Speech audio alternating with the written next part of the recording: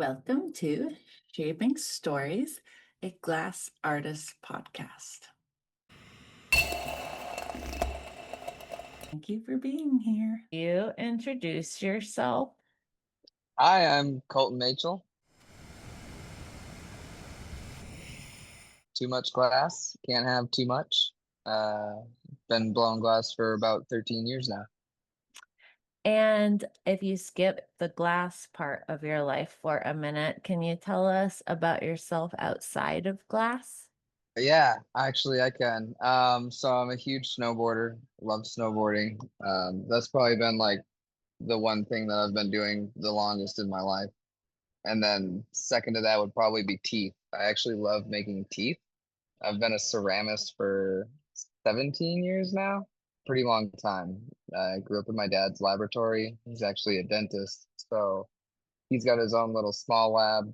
I grew up doing like retainers, pouring stone models and things for him. Slowly moved on to dentures, and wax carve ups were like my favorite, where I would literally just like carve a full set of teeth out of wax. And that's pretty much what's brought me to my current thing where I'm doing full arch technology restoration. Did you go to school for that, or is that just something that you pick up with time?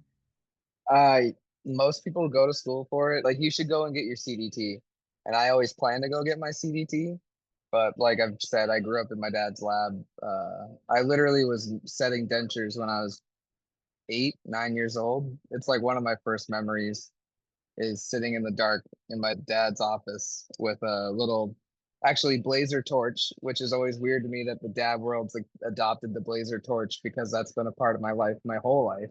But you'd have your little blazer, your wax tool, and an articulator, and you would just like kind of grab some fake teeth, heat up the tool, melt the arch, which is like covered in wax, and then stick your little fake tooth in there and keep going and biting it and just aligning it perfectly until it's right where you want it.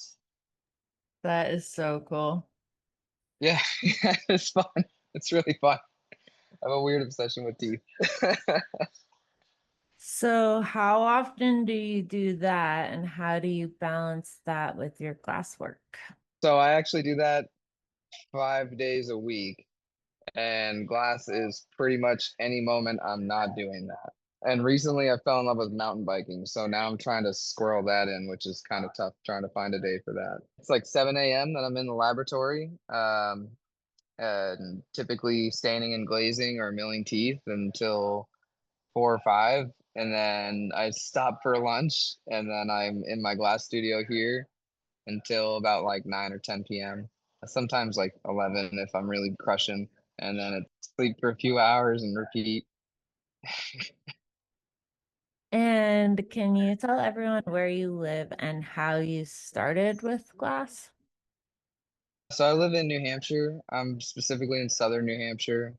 Starting in glass was kind of weird. Obviously, I was a bit of a stoner. I liked smoking pipes. But then I was also in the dental lab where we were working with flasks and Bunsen's and all sorts of scientific glass that actually is what really captured my imagination. Like we actually brought a coil condenser into the lab one day, and that was really like, this is so cool. Someone had to make this. Like the next time I went into a pipe shop, that I was like, holy shit, someone had to make these too.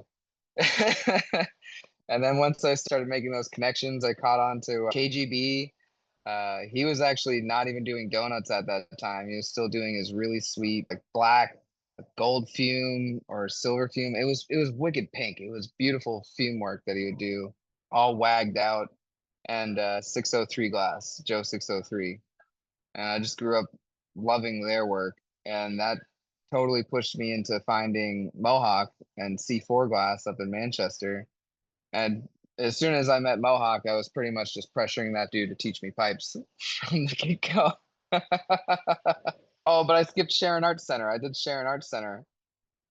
I was there too. Yeah, I know. That's why I'm like, wait a minute, Dominique. Yeah, yeah. So I did the Sharon Arts Center for that was probably like the first thing when I was like really starting to try to find glass. I found the Sharon Arts Center, and so I started there.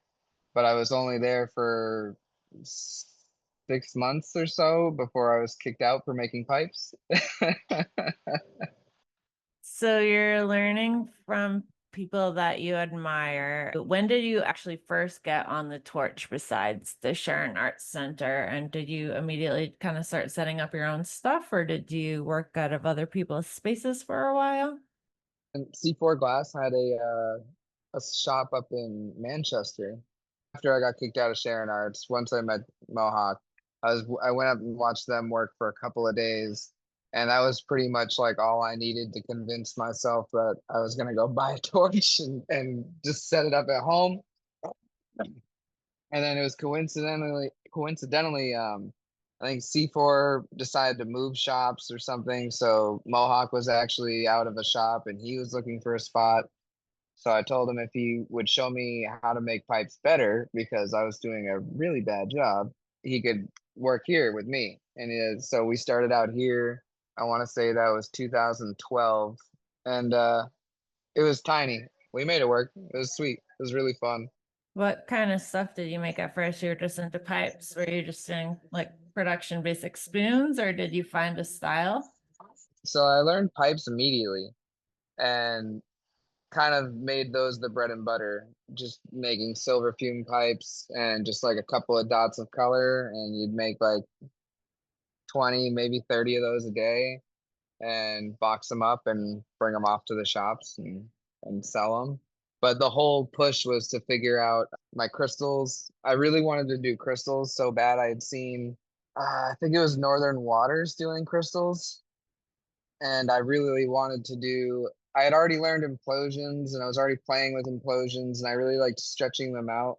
But I really wanted to get them into like a crystal form, and so that was really where I was focusing all my energy. I'd make like 10 or 20 of those pipes in the morning, then afternoon, spend the time trying to work on the crystal, and then maybe like 10 or 20 at night as well.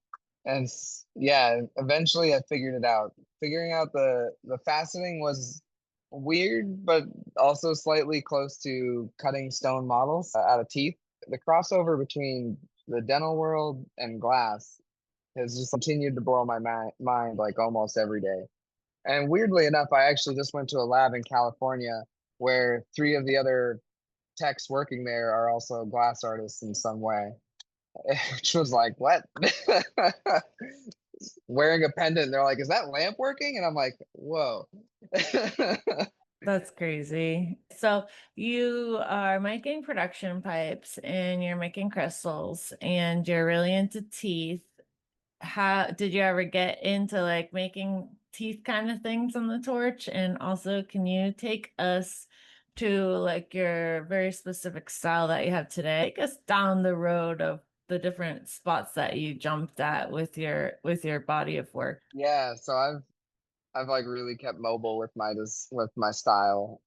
I've definitely like sometimes I even miss some, and in fact, I actually just made something that I haven't made in like 5 years, which I'm excited to post, and maybe everybody will be excited to see again. So I've done some wild styles. The first original style that I really took off with was the Trooper. Honestly, sort of meant to be like a pedestal in a way. I wanted it to display others' art. So I was thinking of collabs, really. I was thinking what would be a cool way to like put someone else's piece like on a pedestal? What would be like a beautiful pedestal for that piece?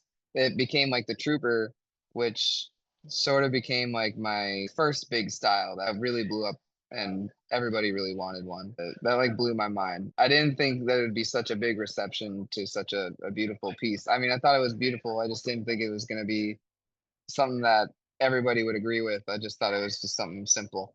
From there, I moved on to the Kyber tube. My first few series were always named after Star Wars. So the first ones were like the troopers, like the clone troopers, because they were always going to be clones. I was just going to make a bunch of clones. The Kyber tubes, they were entirely based off of the Kyber crystal that's inside of your lightsaber.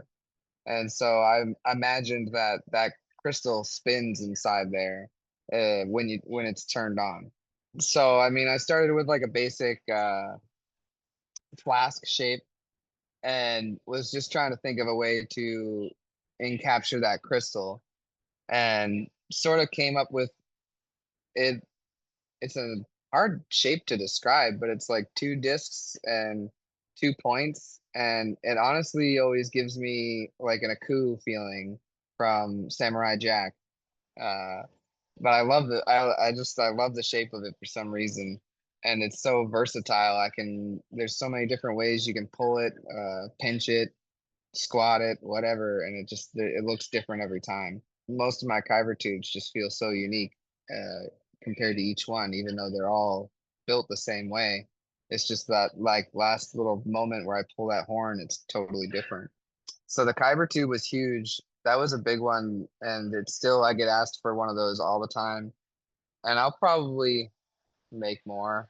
I get distracted. I want to make other things. I can't even think of what I did after the Kyber tube. I guess what really came next was the basic Puffco top that I started doing. So I started getting into the Puffco tops when Peak came out. Was that 7 or 8 years ago now? That was just like a very basic shape. My whole plan was just to try to keep something simple that would still fit in your pocket or backpack without being damaged, that could take a beating. Like that one was I just liked the simplicity of that one, and that really became all I made for 4 or 5 years, and then I started changing up shapes again. But that's probably the longest running shape that I stuck with because I just couldn't even keep up with the orders on those. I think right now, actually, the only spot I've seen some left are Riptide. Last time I visited them, I was blown away that they still had some. I keep thinking I'm gonna scoop them actually, just so I could throw them in my case and keep them safe. Before the peak tops, I did the dragon eggs, which were like geodes. But my implosion crystals became more like an egg shape, where I would roll them in frit, like 2 layers of color, and then facet just 3 sides. And so then when it was spinning, you could see the light through and you could see the implosion, but it looked like an egg and a fossilized egg. So the whole point was that it was like a fossilized dragon egg. And when you cut it open, you could see this fossilized soul or embryo of the dragon. And that is what was like sitting there in the spinners, or I would do like a Kyber dragon egg sort of hybrid, and then also like these really beautiful mini tubes with like a big geode on the side. Yeah, the Dragon Egg series has been a fun one. In fact, I didn't do nearly enough of those, and I definitely had a lot of collectors bug me for those over the years. And I know one specific collector that just like asks me when I'm gonna make more almost every time I see it. I'll get back. It's like everything. I'll get back there. I just got so many. I have like actually 6 composition notebooks of ideas, and I've done maybe like an eighth of one of them. So I've got a lot of things to get through. That's been wild. But then I moved on to the propane tanks, and the propane tanks have been very fun. That was more so just because I became obsessed with the fact that I would be buying propane for down here like every week. My life just started to become all about propane, moving propane in and out of here. My heater runs on propane. And then I'm watching King of the Hill at the same time. And like it's just like everything started becoming about propane. And so I was like, I'm gonna make glass propane. Which was just like the weirdest idea. I don't even know where it came from. Glass propane. And so once I made that first one, that one just kind of like didn't feel good. Almost all of the series, it's like they don't feel good enough, and I want to keep making it until I make one that I'm proud of. Eventually, I never make one I'm proud of. I just say, okay, I'm done with this. Then more recently, I've gotten into the bloopers. Actually, I have one right here finally. So this is the blooper tops that I've been working on. And they're just like a basic natural perk with like 2 or 3 discs in the middle. And I've just been really liking the function on those. It's like a basic recycler drain. And these have also just been going. I've been really loving the fact that everybody like buys them up faster than I can make them. And I haven't had that experience with any of my series before. So that's just been like eye opening and really humbling and just like really crazy to see. I'm normally used to like a piece would sit around for like a week or two, maybe, but like Like almost as soon as someone sees that I'm making it, they're just like, "Cool, I'll take it." And I'm like, "Wow, all right." So, and I don't like to sell things before they go because I'm superstitious about that stuff. I don't like to. I don't want to count my eggs before they hatch, you know? And like, if someone tells me they're gonna pay me for something, I'm like, "Oh, this piece is cursed. It's gonna break right now." And then it doesn't, and I'm always astonished. Now I'm working on my tech prep, which is the Ghost Circuit prep. This one's just a pivot top. I'm having fun. I'm calling these tech tips. I watch a lot of Linus tech tips while I'm down here in my studio. Probably why I'm obsessed with technology, but this is a little bit of a ion over electrum. Have you pretty much been self-taught or have you taken any formal classes? Yeah, so like there's the beginning.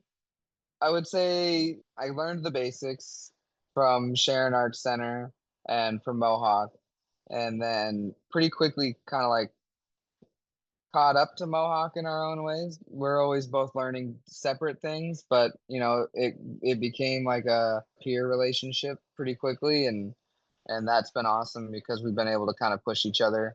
And then Slate as well. We all sort of joined started at the same time, and we've all pushed each other. I would say there was like a good few years where I just couldn't afford classes from anybody. But as my skills grew and I started making more of an income off of my work, I was able to afford things. I think my first class was in Glasscraft in Colorado. I don't even think Glasscraft is in Colorado anymore. And it was with Preston Hanna and Rob Morrison. That was an incredibly influential class. That was probably like the first and only class I did for years. And that was, I mean, they cost a lot of money. The whole trip you have to pay to fly, the stay, the class itself. It's a week off of work. So it was hard to like get out and do a bunch of them at first. But as like the years went on, my skills grew, and so I was able to afford a bit more classes. And I think the second class I did, I want to say Yushin was the second class I did. I did a Yushin class in Prism, New York, and that was awesome. That was again, I mean, those first few classes, it was just like huge steps, you know. Nowadays, like I keep going to these classes, and like I just did a Yushin class last year, and I'll probably go do another one, I think this year actually. But they're smaller steps. I'm still learning every time I go, but it's like now I have to really focus on the niche things where before it would just be I didn't know any of it. So I needed to just digest all of it and ingest all of it and remember all of it. Now I bring my I have the DJI camera and I'm like wearing that on my head and I'm like, what's going on there? I'll get right up in everybody's face. I'm like, "Duh." I don't want to miss any of it. And then it's way better than notes. You can just watch the video over and over again. I have all these TVs in here, so most of the time I have like this a couple years ago, I did an AKM class in Florida, and it's an 8 hour video. I edited it all down, and the best I could do was like 8 hours and 30 minutes. So it's like in four parts, but I'll put it on here, and it's a full day's work. But I'm watching Andrew work, and it's great. My God. Uh, yeah, and I have the Yushin class last year. I haven't edited it because I know it's gonna be like 13 hours. It was a Yushin Siren class, and I learned so much from both of them. And oh my God, I know that's gonna be the most like long video I edit. It's gonna be long. But you did say you do take notes sometimes. Can you talk about how you separate that out? Maybe when you're taking a class, you prefer video, but when you have ideas, you kind of draw them out in notebooks. Always have composition notebooks. You're such a scientist. Yeah, no, like here was like somebody messaged me asking me about like a potential carta top. So like I got some tracing paper to show them like what we would do for the perk. Here's the carta. Here's what you would have for a perk inside.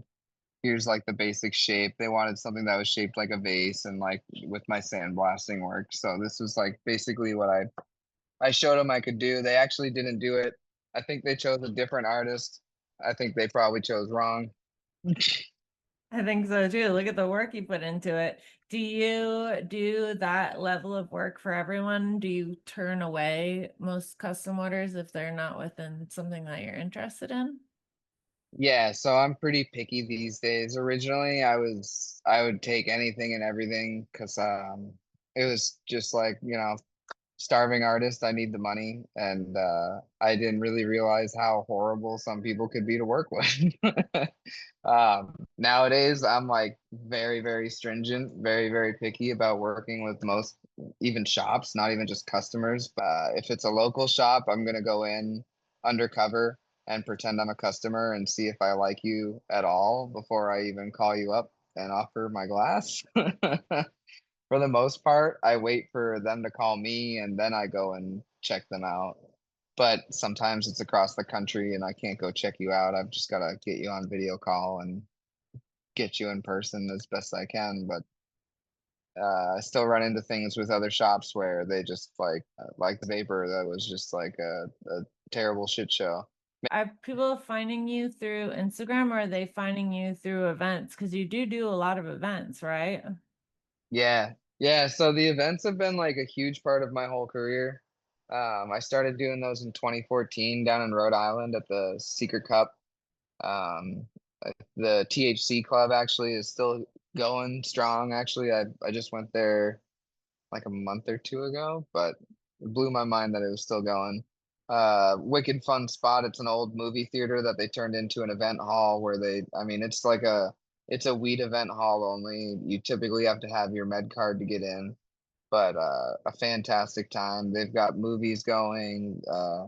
They used to have a skate ramp in there, a big half pipe. They don't have it anymore. I miss that.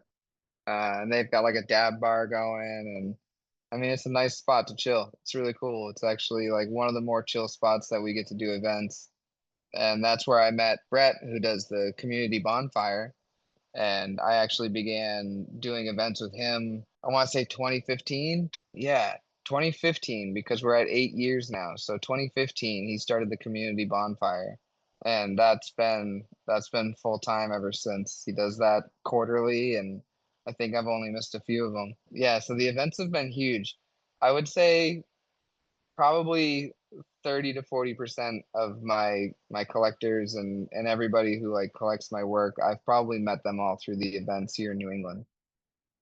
And then everything else would probably be Instagram. I've hardly had a website. I'm currently gonna like have one again, maybe. But yeah, I took it down because every time I run a website, it just like becomes too much of a pain.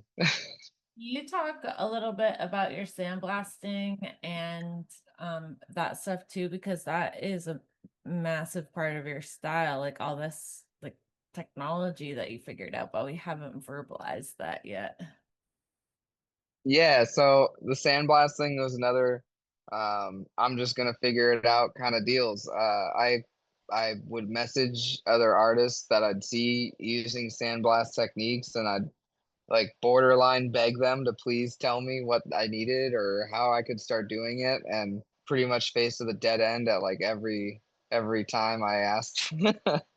And so eventually, the real breakthrough, I guess, would have honestly just been like walking through the Harbor Freight store and seeing the Harbor Freight sandblaster and like realizing that's a sandblaster, but thinking like that's just for car parts. I think probably a couple months later, it was maybe Slate Glass, or maybe it was somebody on Torch Talk.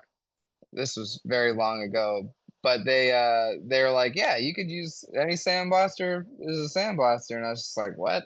So like immediately went back to Harbor Freight, bought their ridiculously poor sandblaster. I cannot stress enough the headache, the absolute headache that that thing has caused me.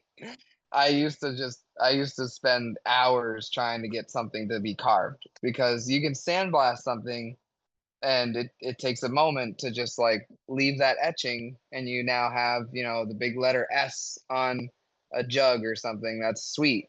But when I wanted to start doing deep carves and things that you could feel, which was like, well, all I wanted is I wanted texture because I like that you could. have a texture on a pipe. It's like you'll see, I'm probably sitting here playing with things all the whole time, and I just have something in my hand. When something has a texture to it, that's pleasing to me. It was that drive for that that I would sit there with that sandblaster, and I don't know if I just don't understand what's so poor about those things because I've stripped that whole blaster down. I've rebuilt the entire thing myself. Almost nothing left of it was actually from Harbor Freight. It was like all me. And it would still just be so bad. I remember specifically one piece took me 7 hours to blast. And now with this new sandblaster, well, it's not new anymore, but new to me, that was just incredible. It went from 7 hours to like 15, 20 minutes maybe of the same exact size. So like that's just all about the equipment. And that's, I mean, the investment was huge, but the return is just crazy. Just for my own mental health, the return is huge. Uh, if you could see the inside of that Harbor Freight blaster, it's long gone now. I threw that thing out. It felt that was a good day. That was like Office Space when they beat the fax printer machine to death in the field. That was me in that Harbor Freight sandblaster. It was good. It was good. And then doing really complicated designs with the sandblasting too. Like you're not just doing texture, you're doing visual designs, right? Yep. Yeah, so that's also been, and I've never been a computer guy. Like as much as I love technology, and actually more recently I have gotten into computers and I do like love building computers now, and I'm PC game and all that stuff, but when I was first getting into all this, I was incredibly annoyed at the aspect of having to learn how to do graphics design because I was like, wait, what? I just want to right click copy something. I did not expect to have to like get a tablet and start learning how to draw, and I got Inkscape on my computer and learning how to trace bitmaps and all these crazy things that, yeah, I never would have grasped it. I had an F in computer class in school. Um, I like literally got kicked out of computer class almost daily. I never wanted to do anything with computers, and now I have a tablet that I carry with me almost everywhere so I can draw out design ideas. And then all those designs you're printing out and then you're using like a UV paper to kind of cut it out, right? Yeah, yeah. So you can do like most artists will get like the Cricut vinyl cutting machine, and I actually did start there for a long while. It's actually a pretty solid machine, and it's a great way to start, and especially because the price just makes it so accessible. But when the work starts picking up and you have a lot of pieces to make, and especially like where mine comes into the prep part of the work where I need to like make 10, 20 tubes so I can work for a week. That's just becomes crazy. It becomes a week's worth to sit there. You'd have to get a little a scalpel or Exacto. X-Acto knife. Yeah, my brain always goes to scalpels because dental lab. It's the same thing. It's just consumer versus what I use. So, you have to sit there and pick out these little, I mean, sometimes they're the size of a freaking crumb, like millimeter little cubes. No, I'm not doing 6 hours of that. I'm here to blow glass. Through like lots of research, people would just like give me whisperings of, well, I hear there's this something crazy that they're doing. Oh, have you ever heard of this? I mean, like maddeningly very little information to the point where I don't even know how I actually finally figured out what UV photoresist was, but I did, and thank God I did, and immediately ordered it. And so it was this. You can get Iconics or you can get Resist. I like Iconics actually. I have a Resist sandblaster, so a lot of people feel like I'm immediately using Resist mediums, but I actually like the Iconics has this like purple material. It's like ultra peel, I think is what it is, and it's the best. It's so easy to use. And so, like I showed you in the video, you need an inkjet printer and these clear specific papers that you can get from Iconics as well. And it will print your stencil out, and you then put them in a specific order down on that black mat and put it over the UV light, and that's a UV transfer. So it literally turns the light on your silhouette that you printed out of the computer is perfectly translated over to this UV photoresist material. And then you bring it to your sink and some hot water. And if you get the Resist Ultra V Light, it's on Resist website. It's a whole kit, and it has a little water blaster that you can connect to your sink, and it blasts out the material. And it takes probably it's literally 30 seconds instead of like 20 minutes of printing on your Cricut. And then you bring it up and wash it, which depending on how many stencils, it can be like another 30 seconds to like 10 minutes. And then it's just hang and dry. The hang and dry probably takes 30 minutes. That sounds like a lot, but compared to 6 hours of sitting here tediously picking little things, it's a dream. I can hang those up to dry, come back down here and start working on other glass, or continue the same project if there's other part going on or whatever. But that's significantly easier. And then once it dries, you have a perfect transfer. This is a material that I haven't tried yet. So this one doesn't come with glue. So that purple stuff I'm talking about actually uh, is tacky itself. But this one you actually need a glue that you spread on the glass, and then you put this guy down and let it dry, which is where I stopped. I got it all dry, and then I've just been focused on a lot of other projects and haven't had the chance. This is just like an experiment. I'm doing a couple of colors and a couple of different things that it's like three different experiments in one, and we'll see how it comes out. But it's a good example of putting on your material. And then once you sandblast it, it all comes out nice and easily. It's pretty Cool. simple. It's so Yeah. cool. Yeah. It's just learning it. It's like the knowledge is just so hard to find. You ever feel stuck or uninspired, or you're just brimming with ideas and stuff that you're just rocking and rolling all the way through? Do you get burnt out? Have you Oh stopped yeah. in glass? I've never stopped glass, but 100% burnout happens. And it's like, even if you don't get burnt out, life has a way of burning you out. And it's crazy. I've been burnt out so many different ways. I've never wanted to be. I live, eat, and breathe glass. Like, it's what I want to do.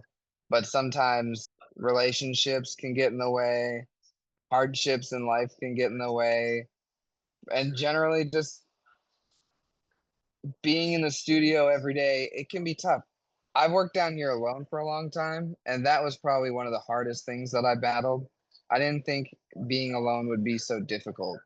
I thought it would be way more chill, actually. I went and used to work at other shops where I would witness a whole bunch of drama going down. I was like, okay, I'm just gonna go work alone. I had Mohawk in here, and that was great. But eventually, he got his own studio at home, and he moved into his spot, and he's been over there ever since. So it's been totally alone since then. And actually, just last year, last August, I finally have my first apprentice. He's been working in here with me for a year now, and that's been very fun. Trevo Pop Glass, check him out. He makes my little popcorns. I've been having a lot of fun watching him learn as well and catch the bug for staring into the fire. And have you felt imposter syndrome within yourself or the glass community, or do you find that you feel like you have a pretty good place, make you feel really comfortable? I've definitely felt it for sure. I think in this past probably 2 years, I've done a lot of growing myself and become very comfortable in the community.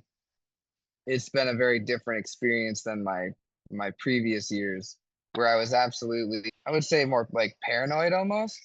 And I think that also came from working down in the studio alone. But absolutely, like, there's times where it starts to feel a little off, a little funky. And I think the most grounding things is that I have a lot of friends that I've had these friends my whole life, so they know you very well. And it takes them maybe one or two sentences to just snap you out of almost anything. They don't even sometimes need to say a sentence. I've got a buddy who could just give me a look, and I'm like, yeah, all right, let's just go ride some dirt bikes or something. sometimes you don't got access to those friends, and then you're stuck in that for like a week. Do you like interact with your not glass community? Do you have neighborhood friends? Do people know that you're doing stuff down there, or are you just kind of incognito? I think I'm a mystery.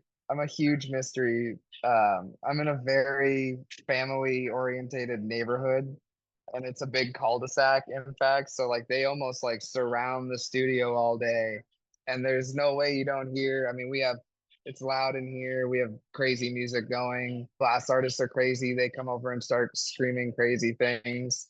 And the fact that I have a big garage door here facing the road, it's almost like a sound cannon. So 100%, they don't know what I'm doing. They might have a couple of them might have a general idea that I blow glass. They've never been in here. They have no idea what's going on in here. There's a local the free libraries like for the little kids, the little libraries. Yeah. They like paint stones and leave each other painted stones there.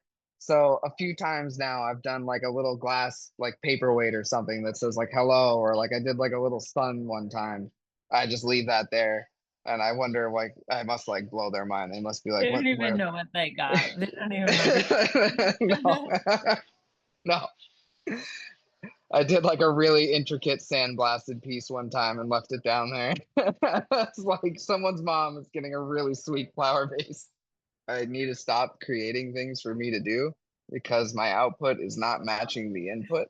No, no. I'm like making baby steps forward on like 30 projects. So like my lifeline is not long enough to finish any of them. No, it's so bad. Yeah. It's bad. It's bad. They all cost thousands of dollars. Yeah. Yeah, I don't want cheap projects either.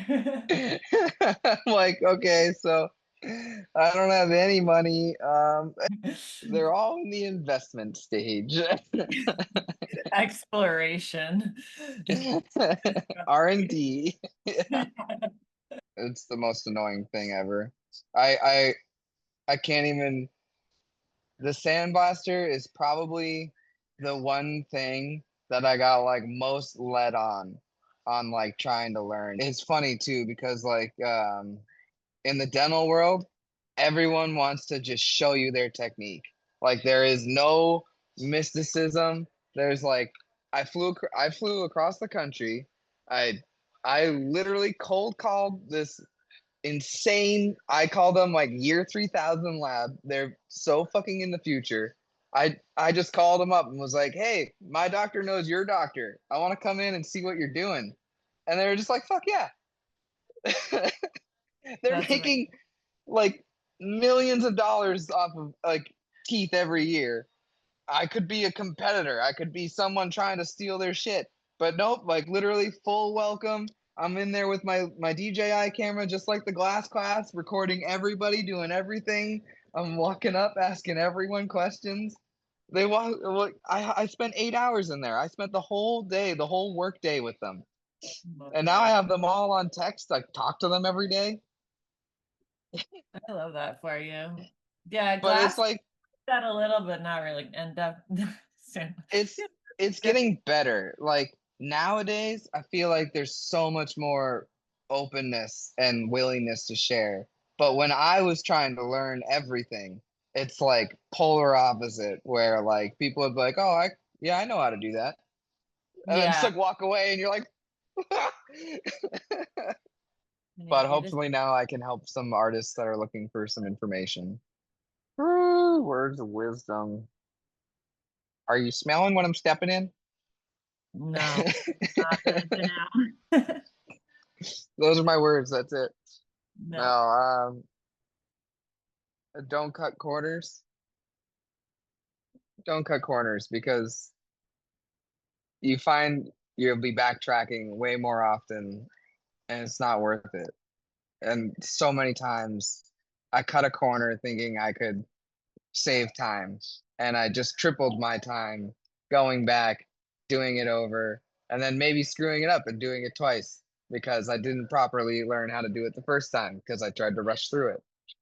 So Ooh. Is this relevant to something right now that's bugging you in your head? No. No, honestly, it's every single day now because I'm trying to instill that on all the techs in the lab that I'm teaching. Yeah. So I've got Big Man Arts. He's a artist, local artist, Yep. and he's a painter. And I said, "Hey, you're good at painting. Why not paint some teeth?" And he made fun of me for a while, but now I have him. He's working for me. I love that. No, I met him uh, his art too. That's great. yeah. And then I have my one of my designers, Ethan. Pretty skilled technicians. Like they can do so much, but I see them cutting corners all the time. And I try to stop them and I try to show them that I have already cut this corner and I can tell you right now, you're gonna go back. Even if I don't tell you to go back, you're gonna find out in 5 minutes time that you have to go back. So just please listen to me.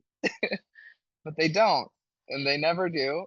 And then they cut the corners and then I have to show them where they went wrong, cutting the corner, and then we go back and we do it over. To do it right the And first time. yeah, just do it right the first time. If someone who's done it before is telling you a way to do it, the odds are you're not the world's biggest genius who just found the first corner to cut. Someone's tried to cut it before and they failed. And they failed for a reason.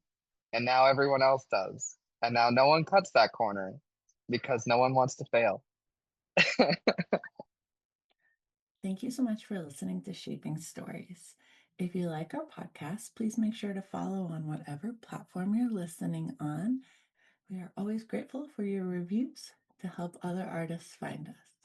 You can find us on Shaping Stories Pod on Facebook and Instagram. And please make sure to support this artist that we interviewed today. It's a lot of guts to come on here, and we appreciate them being vulnerable and sharing, and especially for their very valuable time. If you know somebody that might like to be interviewed, or you might like to be interviewed yourself, I would love that. Please send an email over to me to dom@terrapinglass.com. I really look forward to seeing you, and I can't wait to continue with this project.